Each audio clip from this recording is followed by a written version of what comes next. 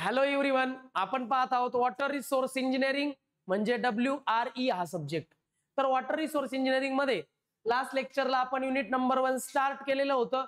Unit number 1 introduction to irrigation and hydrology. तर last लेक्चरला बाळांनो आपण इरिगेशन म्हणजे काय, इरिगेशनचे ऍडव्हान्टेज, डिसएडव्हान्टेज, नेसेसिटीज हे कन्सेप्ट पाहिले होते. आजच्या लेक्चरमध्ये आपण इरिगेशनचे प्रोजेक्ट्स पाहणार आहोत आणि हायड्रोलॉजी या रिलेटेड काही कन्सेप्ट पाहणार आहोत. चला मग पाहूयात आजच्या टॉपिक मध्ये irrigation projects and hydrology. See here types of irrigation project. आता इरिगेशन प्रोजेक्टचे वेगवेगळे टाइप्स पडतात. Irrigation projects are classified into 3 categories. Administration point of व्ह्यूने, ऍडमिनिस्ट्रेटिव्ह पॉइंट ऑफ व्ह्यूने इरिगेशन प्रोजेक्टचे 3 टाइप्स पडतात. मेजर प्रोजेक्ट, मीडियम प्रोजेक्ट आणि मायनर प्रोजेक्ट असे 3 टाइप पडतात बाळांनो इरिगेशन प्रोजेक्टचे. मेजर प्रोजेक्ट, मायनर प्रोजेक्ट आणि मीडियम प्रोजेक्ट. चला डिटेल मध्ये पाहूया प्रत्येकाची इन्फॉर्मेशन. आता major project R the project estimated to cost about ₹5 crores and project having CCA of more than 1000 hectares are classified as major project. Major project कशाला म्हणावं? Major irrigation project तो असतो ज्याची कॉस्ट 5 करोडच्या वर असते, ज्याचा खर्च 5 करोड पेक्षा जास्त असतो आणि त्या मेजर इरिगेशन प्रोजेक्टच्या अंडर जी कल्टिवेटेड लँड आहे, जी लँड आहे, जमीन आहे, ती 10,000 हेक्टर पेक्षा जास्त असते. 10,000 हेक्टर पेक्षा जास्त लँड जो कव्हर करतो, म्हणजे 10,000 हेक्टर पेक्षा जास्त लँडला हा मेजर प्रोजेक्ट वॉटर पुरवतो, इरिगेशन करतो तेवढ्या एरियाचं. मग 10,000 हेक्टर पेक्षा जास्त एरिया जर असेल आणि त्याची त्या प्रोजेक्टची कॉस्ट 5 करोड पेक्षा जास्त असेल तर तो मेजर प्रोजेक्ट म्हणावला जातो. मग एखादा असा irrigation project having cost more than 5 crore and CCA म्हणजे कल्टिवेटेड एरिया, की त्यांनी किती एरिया कव्हर केलेला आहे, कल्टिवेटेड कवर्ड एरिया. ठीक आहे. तर and covered area of more than 10,000 hectare, 5 crore पेक्षा जास्त किंमत असलेला आणि 10,000 हेक्टर पेक्षा जास्त एरिया कव्हर केलेला जो इरिगेशन प्रोजेक्ट आहे त्याला म्हणतात major irrigation project. The project costing about 25 lakhs up to 5 crore are classified as medium project. Medium project तो असतो ज्याची कॉस्ट 25 लाखापेक्षा जास्त आहे बट 5 करोड पेक्षा कमी आहे. ज्या प्रोजेक्टची कॉस्ट 25 lakhs पेक्षा जास्त आहे बट 5 करोड पेक्षा कमी आहे त्याला मीडियम प्रोजेक्ट म्हणतात. बर, याच्यामध्ये जनरली जो सीसीए आहे, जो कवर्ड लँड आहे, तो असतो between 2000 hectare to 10,000 hectare. Medium irrigation project मध्ये जी लँड आहे, सीसीए कवर्ड एरिया जो आहे तो 2000 हेक्टर टू 10,000 हेक्टर असतो. म्हणजे 3000 हेक्टर एरिया असेल तर मीडियम प्रोजेक्ट, 4000 असेल तर मीडियम प्रोजेक्ट, 10,000 हेक्टरच्या वर गेलं की मग major project. But 2000 hectare to 10,000 हेक्टरच्या मध्ये एरिया असेल तर त्याला म्हणतात मीडियम प्रोजेक्ट. काय डाऊट? बरं, project those cost below the 25 lakhs are classified as minor irrigation project. Minor irrigation project ते असतात ज्यांची कॉस्ट 25 lakhs पेक्षा कमी असते. म्हणजे ज्या इरिगेशन प्रोजेक्टची कॉस्ट 25 lakhs पेक्षा कमी आहे त्याला मायनर इरिगेशन प्रोजेक्ट म्हणतात. According to the revised classification of the project, जर त्याची जी कल्चरेबल कमांडेड एरिया, सीसीए चा लॉंग फॉर्म बघा, कल्चरेबल कमांडेड एरिया, सीसीए म्हणजे थोडक्यात कव्हर्ड एरिया, की तुमच्या इरिगेशन प्रोजेक्टनी टोटल एरिया किती कव्हर केला आणि तुमच्या इरिगेशन प्रोजेक्ट मुळे किती टोटल एरिया कल्टिवेट केला गेला, म्हणून कल्टिवेटेड कव्हर्ड एरिया किंवा मग कल्चरेबल कमांडेड एरिया तो 2000 हेक्टर पेक्षा कमी असेल तर त्याला म्हणतात मायनर प्रोजेक्ट. आता 3 प्रोजेक्ट कंपॅरेटिव्हली पाहू. Major project, medium project, minor project. Major project मध्ये कॉस्ट असते मोर दॅन 5 करोड. मीडियम प्रोजेक्टची कॉस्ट असते cost between 25 lakh and 5 crore. 25 lakh पेक्षा जास्त कॉस्ट बट 5 करोड पेक्षा कमी. मायनर प्रोजेक्ट मध्ये इरिगेशन प्रोजेक्टची कॉस्ट असते लेस दॅन 25 lakhs.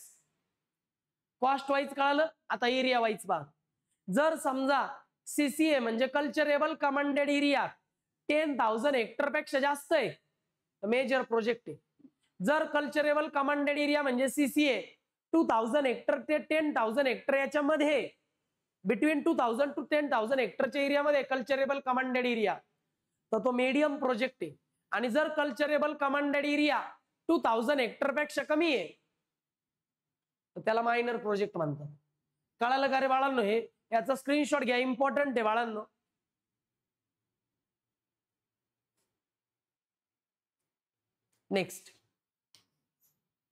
नेक्स्ट येतं बाळांनो. या ठिकाणी काही गोष्टी सांगितल्यात, म्हणजे जी इन्फॉर्मेशन आता सांगितली मी लेखी स्वरूपात, इथं फक्त टेबलच्या स्वरूपात आहे.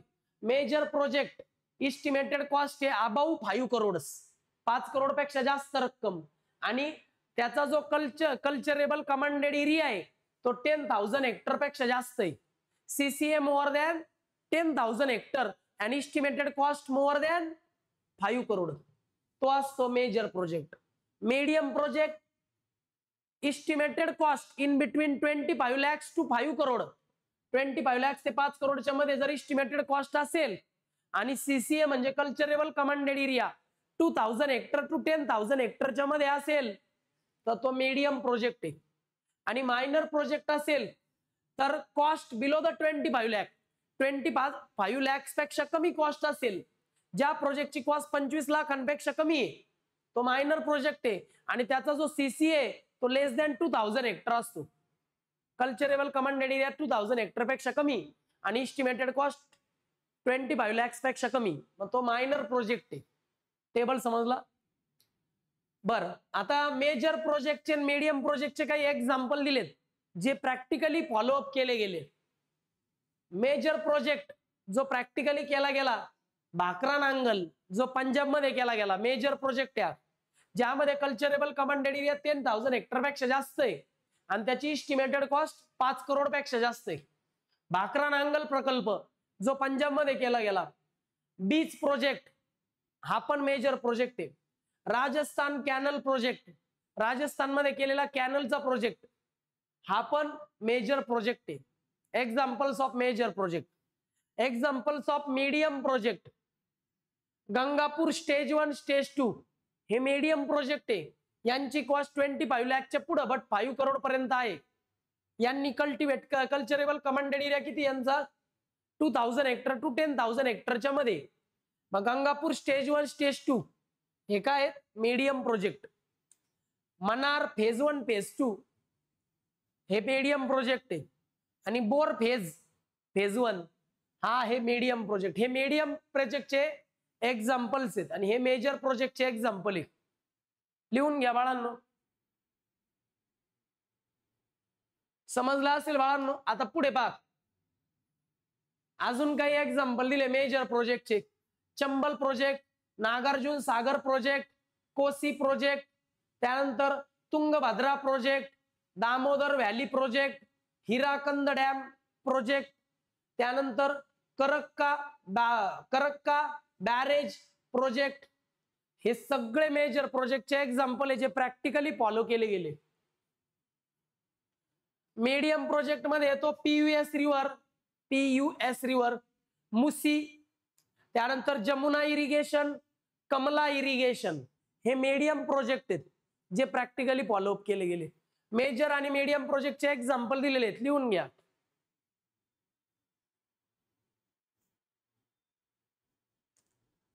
मीडियम आणि मेजर प्रोजेक्टचे कुठलेही 4 एक्झाम्पल लक्षात ठेवले तरी बेटर आहे. ठीक आहे. त्यानंतर येतं बाई भावांनो विद्यार्थ्यांनो पर्पज वाईज. पर्पज वाईज काय होतं मुलांनो? पर्पज वाईज पाहिलं तर प्रोजेक्टचे टाइप्स हे पर्पज वाईज आहे. तिकडे आपण प्रोजेक्टचे टाइप्स केले होते इस्टिमेटेड कॉस्ट नुसार, कल्चरेबल कमांडेड एरिया नुसार, major project, minor project, medium project. आता आपल्याला इरिगेशन प्रोजेक्टचे टाइप्स करायचे पण पर्पज वाईज. मग सिंगल पर्पज प्रोजेक्ट आणि multipurpose project. In a purpose wise classification a large tank is planned to meet different objective like irrigation, water supply, fisheries and recreation. Purpose wise project मध्ये जर तुमच्या irrigation प्रोजेक्टचं एकच objective तर single purpose project आहे.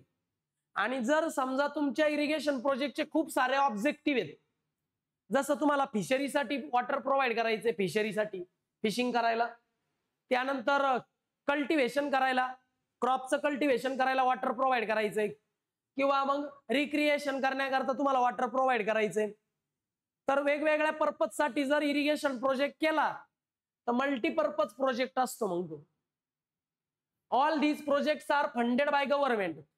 इरिगेशनच्या सगळ्या प्रोजेक्टला fund जो येतो ना, फंड तो सगळा गव्हर्नमेंट प्रोव्हाइड करतं.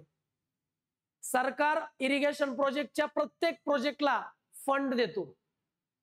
ओके, लिहून घ्या बाळांनो. व्हिडिओ पॉज करून लिहा, आयदर इन्फॉर्मेशन लिहून घ्या. नेक्स्ट,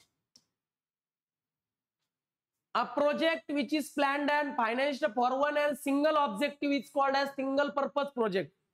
असा इरिगेशन प्रोजेक्ट जो प्लॅन केला गेलाय फक्त एक ऑब्जेक्टिव्ह अचीव करायला, सिंगल ऑब्जेक्टिव्ह अचीव करण्याकरता जो इरिगेशन प्रोजेक्ट प्लॅन केला जातो, डिझाईन केला जातो, त्या प्रोजेक्टला म्हणतात single purpose project. Single purpose प्रोजेक्टचे एक्झाम्पल आहे कोयना प्रोजेक्ट, हायड्रो पॉवर साठी केला गेलेला आहे तो. म्हणजे कोयना प्रोजेक्ट हा फक्त यासाठी केला गेला जेणेकरून हायड्रो इलेक्ट्रिक पॉवर स्टेशन चालू करता यावं. मग वॉटर कुठून येईल? ते हायड्रो इलेक्ट्रिक पॉवर स्टेशनला कुठून येईल वॉटर? कोयना प्रोजेक्ट मधून. म्हणजे पर्पज एकच आहे, इलेक्ट्रिसिटी जनरेट करणं with the help of water. मग वॉटरच्या कायनेटिक एनर्जी पासून इलेक्ट्रिसिटी जनरेट करायची होती म्हणून कोयना प्रोजेक्ट केला गेला. एकच एम आहे, एकच आहे. आणि त्याच्यानंतर येतं बाग प्रोजेक्ट.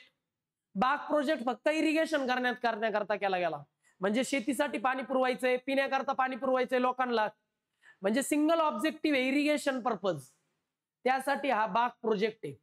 मग सिंगल प्रोजेक्टचे दोन example, Koyna project for hydro power आणि बाग प्रोजेक्ट फॉर इरिगेशन. पुढचा येतो बाळांनो multipurpose project. Whenever a project is planned for more than one objective it is called as multipurpose project. जेव्हा एखादा प्रोजेक्ट एकापेक्षा जास्त ऑब्जेक्टिव्ह अचीव करण्याकरता प्लॅन केला जातो, डिझाईन केला जातो, त्याला म्हणतात multipurpose project. Irrigation project plan केला गेला एकापेक्षा जास्त ऑब्जेक्टिव्ह अचीव करण्याकरता, त्याला मल्टीपर्पज प्रोजेक्ट म्हणतात. Multipurpose projects are financed partly by corresponding heads. Multipurpose project ज्यावेळी आपण डिझाईन करतो, प्लॅन करतो, तेव्हा त्याचं फायनान्स अर्धा फायनान्स सरकार करतो, 50% फायनान्स गव्हर्नमेंट करतं आणि 50% फायनान्स लोकल ऑथॉरिटी करते. ज्या गावासाठी प्रोजेक्ट केला गेला त्या गावाची जनता, त्या गावाची ग्रामपंचायत असेल, नगरपालिका असेल, काय असेल ते लोक 50% रक्कम देतात अशा प्रोजेक्टला आणि 50% कॉस्ट येते गव्हर्नमेंटकडून.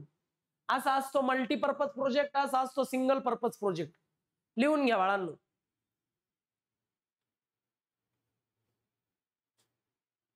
Guide out. ओके, मल्टीपर्पज प्रोजेक्टचे काही एक्झाम्पल दिलेले आहेत या ठिकाणी. भाकरा नांगल हा मेजर प्रोजेक्ट आहे पण मल्टीपर्पज प्रोजेक्ट आहे. Irrigation purpose and power generation. Bhakra Nangal हा जो प्रोजेक्ट आहे इरिगेशन प्रोजेक्ट, यामधून हायड्रो इलेक्ट्रिक पॉवर पण जनरेट केली गेली आणि इरिगेशन सुद्धा केलं गेलं. म्हणजे दोन पर्पज झाले, for irrigation purpose, for hydro electric power purpose. Bhakra Nangal multipurpose project आहे. Damodar valley project irrigation purpose and power generation also. Irrigation पण पर्पज आहे आणि पॉवर जनरेट करणं अँड टू कंट्रोल लँड, आणि त्या लँडला कंट्रोल करता यावं. दामोदर व्हॅली प्रोजेक्टचे 3 ऑब्जेक्टिव्ह होते, नॉट अ सिंगल ऑब्जेक्टिव्ह. पहिला ऑब्जेक्टिव्ह फॉर इरिगेशन पर्पज, दुसरा objective for hydro power generation, तिसरा objective to control the land. हे सगळे दोन्ही एक्झाम्पल आहे मल्टीपर्पज प्रोजेक्टचे. All the single purpose project fulfills other purposes like water supply to nearby localities. Single purpose प्रोजेक्टच्या मदतीने तुम्ही आजूबाजूला राहणाऱ्या लोकांना पाणी पिण्याकरता पाणी पुरवू शकतात. सगळ्या सिंगल पर्पज प्रोजेक्ट मधून आजूबाजूच्या लोकॅलिटी मध्ये राहणारं जे पॉप्युलेशन आहे त्यांना वॉटर सप्लाय करू शकता, पिण्याचं पाणी पुरवू शकतात. मग क्वायना प्रोजेक्ट जरी हायड्रो इलेक्ट्रिक पॉवर जनरेशन करता केला गेला, डेव्हलप केला गेला, प्लॅन केला गेला क्वायना प्रोजेक्ट, तरी सुद्धा आजूबाजूच्या लोकॅलिटी मध्ये पॉप्युलेशन मध्ये वॉटर डिस्ट्रीब्यूट केलं गेलं, वॉटर सप्लाय केला गेला. सगळे सिंगल प्रोजेक्ट हे वॉटर सप्लाय करता सुद्धा यूज केले जातात. Fisheries but these are fulfilled incidentally, then that type of single purpose project is not called a multi-purpose project. पण जरी तुम्ही सिंगल पर्पज प्रोजेक्ट मधून वॉटर प्रोव्हाइड केलं आजूबाजूच्या पॉप्युलेशनला, तरी तो मल्टीपर्पज प्रोजेक्ट होत नाही, कारण पर्पज हे मोठं पाहिजे. जसं हायड्रो इलेक्ट्रिक पॉवर जनरेशन, जसं इरिगेशन, जसं to control the land, to control the commanded area, मग मोठे मोठे पर्पज पाहिजे. नुसतं वॉटर सप्लाय केलं गावाला म्हणून तो पर्पज होत नाही. मग लक्षात ठेवा, सगळे सिंगल पर्पज प्रोजेक्ट हे वॉटर सप्लाय करता सुद्धा असतात टू नियर बाय लोकॅलिटीज, पण तरी सिंगल पर्पज प्रोजेक्टला मल्टीपर्पज प्रोजेक्ट म्हणल्या जात नाही. भाकरा नांगल, दामोदर व्हॅली हे मल्टीपर्पज प्रोजेक्ट आहे. क्वायना प्रोजेक्ट, बाग प्रोजेक्ट हे सिंगल पर्पज प्रोजेक्ट आहेत. मग बाळांनो, आपण इरिगेशन प्रोजेक्टचे टाइप्स पाहिले, मेजर प्रोजेक्ट, मायनर प्रोजेक्ट आणि मीडियम प्रोजेक्ट. हे त्यांच्या इस्टिमेटेड कॉस्ट वरून पाहिले, त्यांच्या कल्चरेबल कमांडेड एरियावरून हे टाइप्स केले होते. आणि according to the purpose irrigation प्रोजेक्टचे दोन टाइप्स पाहिले, सिंगल पर्पज प्रोजेक्ट आणि मल्टीपर्पज प्रोजेक्ट. लिहून घ्या बाळांनो.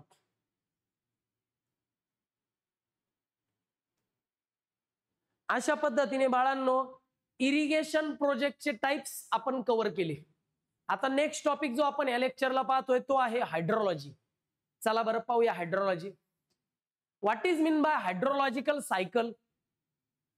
It is generalised term to show the circulation of water from ocean to atmosphere and then to the ground and back to the ocean again. या सायकलला म्हणतात hydrological cycle. Hydrological cycle म्हणतात. Hydro means water. Water काय होतंय? Circulate होतंय निसर्गामध्ये. Water हे सायकलच्या स्वरूपात सर्क्युलेट होतंय नेचरमध्ये, याला हायड्रोलॉजिकल सायकल म्हणतात. कसं सर्क्युलेट होतं? ओशन मध्ये वॉटर आहे, with the help of heat of sun, जी हीट एनर्जी सूर्याकडून येते, त्यामुळं ओशन मध्ये जे वॉटर आहे त्याचं काय होतं? इव्हॅपोरेशन होतं. आणि इव्हॅपोरेशन झालं की ते वॉटर स्टीमच्या स्वरूपात वर जातं. वर का जातं? कारण त्याचं वेट कमी होतं स्टीम झाल्यानंतर. इव्हॅपोरेशन झालं की त्याच्यापासून क्लाउड्स तयार होतात, ढग तयार होतात. आता ह्या क्लाउड्सला जेव्हा थंड वारा लागतो, कोल्ड एअर, थंड वारा लागला की तिथून पाऊस पडतो. थोडक्यात ओशन मधून वॉटर कुठे गेलं? जेव्हा ढग झाले, तेव्हा क्लाउड झाले, तेव्हा ऍटमॉस्फिअर मध्ये. ऍटमॉस्फिअर मध्ये थंड हवा लागल्यावर ते वॉटर पावसाच्या रूपात कुठं आलं? ग्राउंड लेवलला. ग्राउंड लेवल मधून ते परत कुठे गेलं? रिव्हर मध्ये. रिव्हर मधून परत कुठे गेलं? ओशन मध्ये. म्हणजे परत ओशनचं पाणी ओशनकडेच गेलं. मग हे जे वॉटरची सायकल सर्क्युलेट झाली याला म्हणतात हायड्रोलॉजिकल सायकल. मग hydrological cycle is the circulation of water. Hydrological cycle is the circulation of water from ocean to atmosphere, atmosphere to ground and then back to the ocean. हे जे वॉटरचं circulation होतं याला म्हणतात हायड्रोलॉजिकल सायकल. तर बाळांनो, हे जे वॉटरचं सर्क्युलेशन होतं from ocean to atmosphere, atmosphere to ground and then back to the ocean, this circulation of water is called as hydrological cycle.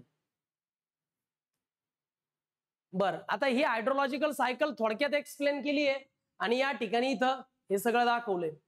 त्या ठिकाणी मी तुम्हाला इथं शो अप करतो बाळांनो. या ठिकाणी ओशन आहे, या ठिकाणी सन आहे. या सन रेज मुळे, सनच्या हीट एनर्जीमुळे ओशन मध्ये जे वॉटर आहे त्याचं होतं इव्हॅपोरेशन. इव्हॅपोरेशन पासून काय होतं? क्लाउड जनरेट होतं. आता हे जे क्लाउड आहे, या क्लाउडला, हे क्लाउड एका ठिकाणाहून दुसऱ्या ठिकाणी असं काय होतं? फ्लो होतं. हवेमुळे फ्लो होतं, वाऱ्यामुळे फ्लो होतं. आता हे जे रेनचे क्लाउड्स आहेत यांना हे जेव्हा डोंगराच्या आजूबाजूला जातात, हिली रिजनच्या आजूबाजूला, तेव्हा त्यांना थंड वारा लागतो आणि थंड वारा त्या ढगांना लागला की ते पाण्याच्या रूपात, वॉटर ड्रॉपलेटच्या रूपात खाली येतात, त्याला आपण रेनफॉल म्हणतो. मग ते रेनफॉल ग्राउंडवर आलं वॉटर की परत ते वाहत वाहत नदीच्या माध्यमातून, रिव्हर म्हणा, लेक म्हणा, तिथून ते वाहत वाहत परत कुठं जातं, ओशन मध्ये. मग ओशनचं वॉटर असं सर्क्युलेट होतं परत ओशन मध्ये. याला हायड्रोलॉजिकल सायकल म्हणतात. फिगर बघून घ्या बाळांनो.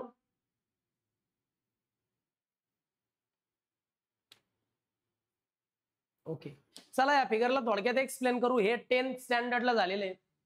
Water from ocean is evaporated into atmosphere. Ocean मध्ये जे वॉटर आहे ना, त्याचं इव्हॅपोरेशन होतं सूर्याच्या हीट एनर्जीमुळे, सनच्या हीट एनर्जीमुळे. ओशन फ्रॉम वॉटरचं म्हणजे ते वॉटर जे ओशन मध्ये, त्याचं इव्हॅपोरेशन होतं. इव्हॅपोरेशन झालं की ते ऍटमॉस्फिअर मध्ये जातं. The vapour is condensed and falls on to the earth as a rainfall. आता हे जे वेपर तयार झालं, हे वेपर क्लाउडच्या रूपात एका ठिकाणाहून दुसऱ्या ठिकाणी जातं. नंतर त्यांना कोल्ड एअर लागली, थंड वारा लागला की काय होतं, रेनफॉलच्या रूपात ते वॉटर ड्रॉपलेटच्या रूपात ते वॉटर परत खाली येतं. Some of the water is evaporated back to the atmosphere and some of the portion of the fall direction to the ocean and some falls on the land surface. आता रेनफॉलच्या स्वरूपात जे काही water ग्राउंडकडे येतं, त्यातल्या काही रेनफॉलच्या वॉटर ड्रॉपलेटचं परत evaporation होतं. काही रेनफॉलचं काय होतं बाळांनो, काही रेनफॉल हे लँड सरफेसवर पडतं, काही रेनफॉल ओशनवर पडतो. बरोबर ना. रेनफॉल कुठं कुठं होतो, काही जो रेनफॉल आहे त्याचं परत इव्हॅपोरेशन होतं लगेच. काही जो रेनफॉल आहे तो ओशनकडे जातो आणि काही जो रेनफॉल आहे तो लँड सरफेसवर होतो. मग जो रेनफॉलचा जो पोर्शन लँड सरफेसवर पडला is retained by the soil. Soil काय करते, मग त्या वॉटरला धरून ठेवते, रिटेन करते आणि मग त्याच्यावर व्हेजिटेशन येतं. त्याच्यावर मग झाडं वगैरे, झुडपं वगैरे वाढतात त्या वॉटरवर. And runs as a run off. आणि नंतर राहिलेलं जे पाणी आहे ते परत रन ऑफच्या रूपात वाहत वाहत वाहत वाहत कुठं जातं, ओशनकडे जातं. Okay, ultimately joins to ocean. परत ते समुद्राकडे जातं. The portion retained by soil infiltrate through the soil. आता सॉइलने जे वॉटर पकडून धरलं, सॉइलने जे वॉटर रिटेन केलं होतं ते परत ग्राउंड वॉटरला जाऊन मिळतं खाली. झाडं वाढतात, जे काही वॉटरचा पोर्शन राहिला तो वॉटर कुठे जातो, ग्राउंड वॉटर टेबल मध्ये. ग्राउंड वॉटर टेबल मधून तो बाहेर येतो धबधब्याच्या रूपात. ग्राउंड वॉटर कुठं कसं बाहेर येतं, धबधब्यांच्या रूपात. त्याला म्हणू आपण स्ट्रीमच्या रूपात, झरे. मग स्ट्रीमच्या रूपात तो बाहेर येतो आणि स्ट्रीम नंतर कुठं जाऊन मिळतो, रिव्हरला. आणि रिव्हर मधून ते वॉटर परत कुठं जातं, ओशनला. त्यानंतर the portion retained by the vegetation returned to the atmosphere by the evaporation and the transpiration. आणि जे वॉटर त्या व्हेजिटेशनने ऍब्सॉर्ब केलं होतं ते सूर्याच्या हीट एनर्जीमुळं त्या प्लांट कडून किंवा त्या व्हेजिटेशन कडून त्या वॉटरचं परत इव्हॅपोरेशन होतं किंवा ट्रान्सपिरेशन होतं. ते वॉटर परत हवेत जातं, ऍटमॉस्फिअर मध्ये जातं. आणि this hydrological cycle include evaporation, precipitation and run of. मग अशा पद्धतीने ते वॉटर परत ओशनकडे जातं. म्हणजे जे वॉटर ओशनकडून इव्हॅपोरेट होऊन इकडे आलं रेनफॉलच्या रूपात, ते परत वेगवेगळ्या माध्यमातून परत ओशनकडे गेलं. म्हणजे हायड्रोलॉजिकल सायकल मध्ये तुम्हाला 3 गोष्टी दिसल्या, इव्हॅपोरेशन, मग प्रेसिपिटेशन म्हणजे रेनफॉल, आणि मग पुन्हा रन ऑफ. इव्हॅपोरेशन, प्रेसिपिटेशन म्हणजे रेनफॉल आणि परत रन ऑफ. याला म्हणतात hydrological cycle. From civil engineering point of view, run of is very important for storage, irrigation, hydro power generation. Civil इंजिनिअरिंगच्या पॉइंट ऑफ व्ह्यूने जर पाहिलं तर रन ऑफ फार महत्वाचं आहे. इरिगेशन पर्पज करता, वॉटरला स्टोअर करण्याच्या पर्पजने, इरिगेशन पर्पज करता रन ऑफ जो आहे ना, तो रन ऑफ आपण कुठंतरी अडवला पाहिजे. याला म्हणतात बाळांनो, हे जे हायड्रोलॉजिकल सायकल आहे यातून जो वॉटरचा रन ऑफ होतो ते पाणी अडवायचं, ते पाणी जिरवायचं. म्हणजे ते पाणी तेव्हा यूज करायचं जेव्हा वॉटर स्कॅरसिटी राहील. कळालंय हायड्रोलॉजिकल सायकल. म्हणून सिव्हिल इंजिनिअरने पूर्ण हायड्रोलॉजिकल सायकल समजून घ्यावी आणि तो नंतर तो जो रन ऑफ आहे तो कुठंतरी कसा अडवायचा याबद्दल विचार करावा. त्यासाठी तर आपण स्ट्रक्चर बांधतो, डॅम, रिझर्वायर, चेक डॅम, यांनी ते पाणी आपण अडवतो तिथल्या तिथं, त्याचा रन ऑफ होऊ देत नाही. नंतर ते पाणी पर्कोलेट होतं ग्राउंड वॉटर मध्ये. मग ते ग्राउंड वॉटर आपण तेव्हा वापरतो जेव्हा आपल्याला त्या पाण्याची गरज आहे. याचाही स्क्रीनशॉट घ्या बाळांनो, महत्वाचं आहे, इझी पण आहे म्हणून पटकन सांगितलं. ओके, चला बाळांनो, फिगर पण काढले असेल. बघा, जे वॉटर पर्कोलेट झालं ना ते परत असं ग्राउंड वॉटर टेबलने कुठं आलं, ओशनकडे आलं. काही वॉटर रन ऑफच्या माध्यमातून, रिव्हरच्या माध्यमातून परत कुठं आलं, ओशनकडे आलं. हे जे व्हिजिटेशन आहे, या व्हिजिटेशनने जे काही वॉटर ऍब्सॉर्ब केलं होतं ते वॉटर ट्रान्सपिरेशनने, इव्हॅपोरेशनने परत कुठे गेलं, क्लाउडकडे गेलं. आणि त्या क्लाउडचा परत काय झाला, रेनफॉल झाला. म्हणजे वेगवेगळ्या माध्यमातून evaporation, transpiration, ground water flow असेल, रिव्हरच्या माध्यमातून हे जे वॉटर आहे रेनफॉलचं वॉटर ते परत ओशनकडे जात. आलं लक्षात? अशा पद्धतीने याला हायड्रोलॉजिकल सायकल म्हणतात. ओके, मग हायड्रोलॉजिकल सायकलचं महत्व काय?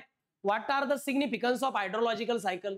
Hydrological cycle is the process of transfer of moisture from atmosphere to the earth in the term of precipitation. Hydrological cycle ही एक अशी प्रोसेस आहे ज्यामध्ये मॉइश्चर हे ॲटमॉस्फिअर मधून अर्थ सरफेसवर प्रेसिपिटेशनच्या माध्यमातून काय केलं जातं, कॅरी केलं जातं. म्हणजे मॉइश्चर हे ॲटमॉस्फिअर मधून अर्थ सरफेसवर कॅरी केलं जातं in the form of precipitation. Precipitation म्हणजे रेनफॉल. म्हणून हायड्रोलॉजिकल सायकल फार इम्पॉर्टंट आहे. Its conveyance by stream, river to ocean and lakes etcetera and evaporation of water back to the atmosphere is very important. याच्यात सगळ्यात महत्वाचा मुद्दा असा आहे की जे वॉटर ओशन कडून इव्हॅपोरेट होऊन आलं ते प्रेसिपिटेशनच्या माध्यमातून अर्थ सरफेसवर आलं. अर्थ सरफेसवर ते रिव्हरच्या माध्यमातून, लेकच्या माध्यमातून, ग्राउंड वॉटर फ्लोच्या माध्यमातून ते परत ओशनकडे गेलं. म्हणजे हे जे वॉटरचं कन्व्हेयन्स चालू आहे त्यामुळे या अर्थ सरफेसवर आज तुम्हाला सजीव दिसतात. हे पाण्यावर जगणारे जीव का दिसतात? हे पाणी आपल्याला कुठून मिळतं? तर इनडायरेक्टली ते ओशनचं पाणी आहे आणि ते डायरेक्टली आपल्याला मिळतं with the help of rainfall. मग हे जे वॉटरचं कन्व्हेयन्स होतंय ना हे आहे hydrological cycle and it is the most important process to live the life. कुठलंही जीवन जर तुम्हाला अस्तित्वात ठेवायचं असेल तर हे हायड्रोलॉजिकल सायकल व्हायला पाहिजे. हायड्रोलॉजिकल सायकल होण्याकरता सगळ्यात महत्वाची गोष्ट आहे ते ट्रीज. म्हणूनच ते म्हणतात ना सेव्ह ट्रीज, झाडं वाचवा. कारण झाडं वाचले तरच त्या क्लाउडला थंड हवा लागेल आणि मगच प्रेसिपिटेशन होईल, मगच पाऊस पडेल आणि मगच आपल्याला प्यायला पाणी मिळेल किंवा कल्टिवेट करायला पाणी मिळेल, इरिगेशन पर्पज करता पाणी मिळेल. Second important, except for deep ground water the total water supply of the earth is in constant circulation from अर्थ to atmosphere and back to the earth. System of the circulation is called as hydrological cycle. मग तेच सांगितलं बाळांनो, जरी deep ground water जर असेल तर ते ग्राउंड वॉटर फ्लोने परत ओशनकडे जातं. ओशनचं परत इव्हॅपोरेशन होऊन त्याचं क्लाउड तयार होतं. क्लाउडला परत कोल्ड एअर लागली की मग परत त्याचं रेनफॉल होतं. याच सायकलला हायड्रोलॉजिकल सायकल म्हणतात. It is very important. It is very important for the living being. हे सगळ्या प्रकारच्या मनुष्यांकरता, सगळ्या प्रकारच्या ॲनिमल्स करता खूप महत्वाची hydrological cycle. As a civil engineering point of view run of calculate करण्याकरता आपल्याला हायड्रोलॉजिकल सायकल कळाली पाहिजे. तर अशा पद्धतीने बाळांनो हायड्रोलॉजिकल सायकल म्हणजे काय आणि ती कशी कॅरी आउट केली जाते आणि तिचं सिग्निफिकन्स काय हे मी तुम्हाला सगळं काही सांगितलं. आता या हायड्रोलॉजिकल सायकल मध्ये जो रेनफॉल आहे तो रेनफॉल म्हणजे काय, रेनफॉल मेजर करण्याकरता कुठलं इन्स्ट्रुमेंट वापरतात हे आपण नेक्स्ट लेक्चरला पाहू. तोपर्यंत हे लिहून घ्या बाळांनो. सुरुवातीला इझी टॉपिक आहेत त्यामुळे सब्जेक्ट इझी होत नाही. प्रत्येक चॅप्टर मध्ये न्यूमरिकल्स आहेत, ते न्यूमरिकल समजायला हवे, कन्सेप्ट क्लिअर व्हायला हवे. त्यामुळे रेग्युलर लेक्चर करा, व्यवस्थित क्लास करा. Okay, bye students.